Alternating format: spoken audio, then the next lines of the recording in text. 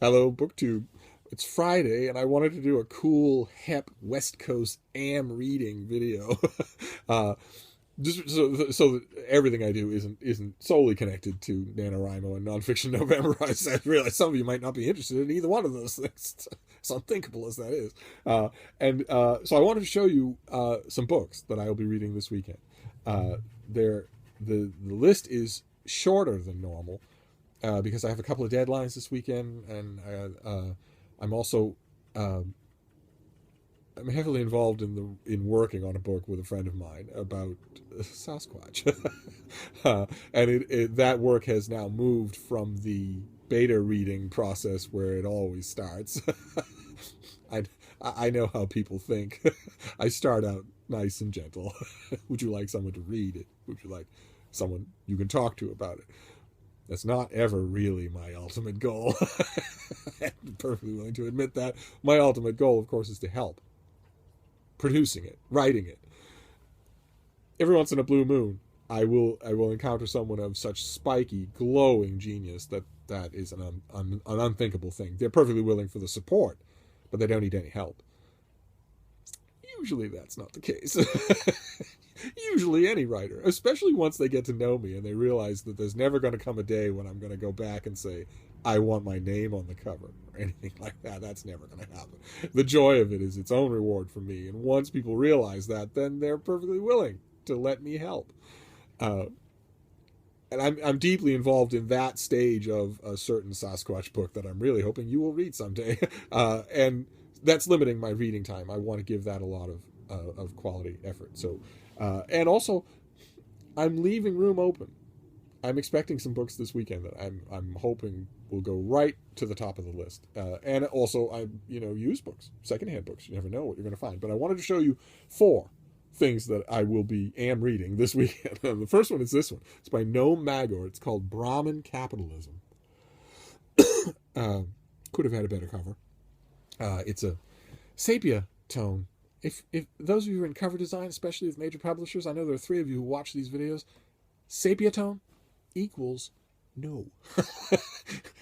If you think, under any circumstances, for any kind of book, that sepia tone might be the way to go, think again. Have an extra cup of wine at lunch. Scrap the idea. But anyway, this is a book about 19th century wealth amassing that happened on the eastern seacoast of the United States, and how it changed things, how it changed the whole country, how it changed the government's way of spending money and investing money, and how it changed the world with overseas trade. And the author centers on Boston. So this is another thing that I was talking about with nonfiction, with reading nonfiction, and I will get to this in a nonfiction pep talk video later on, so I won't cross the streams. But I just briefly mentioned, this is another reason that I love it. So every single major person in this book, every single major actor who crosses the stage of these pages is going to be known to me. And all of the scholars on whom this author is basing his work, everybody in his bibliography is also going to be known to me, sometimes personally. And that's a great feeling, because that takes away the element of not knowing. It takes away the element of discovery, which you think would make it boring, but no. Instead, I'm looking at this book, Brahmin Capitalism, and I'm thinking, okay, Noam Maggor, I don't know you from Adam. You have all these materials. I'm familiar with your materials. Show me what you're going to make out of them. Make me think new about this. Make me learn something. It's great, and it happens all the time. And that's what I love it. So I can't wait. That will probably be the first book I read. The next one is this. It's GJ Meyer, The World Remade. Let me see if I can make that a little bit better. There we go. The World Remade. This is America during World War I. It's a big study of how World War I changed America. And I'm greatly looking forward to it, because his last World War I book, A World Undone, was incredibly good. Amazingly good. I will leave a link to my review of it down below, but it's a World War I book to read. It really is. It's one not to miss. And I'm just assuming, with great historians, they very seldom drop a stitch. So I'm just assuming this book is also going to be really, really good. And the subject matter is fascinating, where you take this little, largely agrarian country, this little country that, despite Brahmin capitalism, had yet to really step out on the world stage. And that all changed with World War One. Everything about that changed. Not just the profile, the common phrase, the new term, the profile of America, but also the clout of America, financial, industrial, agricultural, exports. It's an amazing time. It's an amazing time period to read, and I'm very encouraged by, since I took a shot at cover designers, I might as well praise them. I'm very encouraged by the cover of this book. I'm not sure how clearly you can make it out. It's a cheering, semi-colorized crowd in front of the White House. And that's good. That's just the right tone. Very inviting. And then the next one is a little bit partisan here. Let's see how well this will look. Oh, it looks just fine. Reagan Rising. This is by Craig Shirley, who wrote a previous book on Ronald Reagan's that was really good. It's tough to find good writing on President Reagan, and I read it all. I read everything about him. And this is about what the author calls the decisive years. This is from 1976 to 1980, when Reagan was flushed out in the knowledge that he could hold an audience spellbound with a speech. That the skills that he learned in Hollywood translated beautifully to a new kind of Republican populism.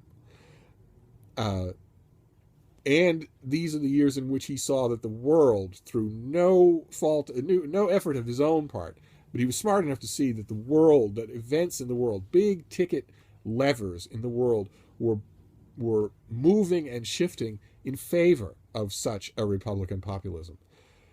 In other words, in these years, they really were crucial. In these years, this guy, with the urging of his friends, the urging of his wife, the urging of some very smart political operatives in the country, was starting to see that his moment with a capital M might actually be coming. It's a thrilling part to read in any long Reagan biography, and this book is just about that, so I can't wait. And the nice thing about this book, like with the previous book, is that I know the author will please me. I know that the author will not suddenly in chapter 3 start spitting out non sequiturs. I know he will do a good job. Whether he will convince me of anything he wants to convince me of is another thing, but I know with him, I'm in the hands of a very good professional, someone who writes a good story, writes a good line of prose, so I'm never going to be reading thinking, oh God, I could have written that much better. I'm never going to be doing that. That's very annoying. And I'm also going to be intrigued by what he does with his source work. So I'm very much looking forward to it. And then the last one is this. Since you didn't think you were going to get through a video of me without World War II, I hope. This is The Plots Against Hitler by Danny Orbach, which I've already read.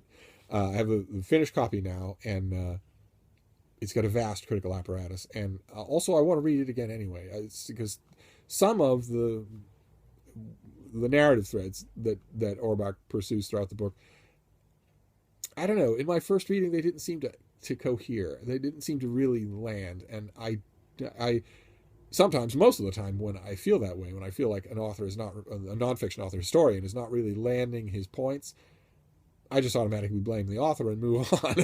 but in this case, I got the impression reading it the first time that maybe I wasn't quite sharp enough attuned to what he was trying to do. So I'm going to try it again. I'm going to read this book again. It's the first major study of the plots to assassinate Adolf Hitler in 50 years. And so it's worth the time to do. It's certainly serious history, good history. Even based on my first reading of The Galley, I could hardly recommend it to any of you who are reading, World War II history or who are interested in this sort of thing. It's very good. I hope it does well at Christmas. But I'm going to read it again because I think I missed something the first time. So that's, it's two Steve Bugboos. It's World War II and it's rereading. And all of them, as I'm sure you noticed, are nonfiction because I'm not reading any fiction in November. So there you go. There's 4 books that I am reading, and I'd love to know if any of them strike you as interesting, of course. And I'll see you all soon. Thank you, BookTube.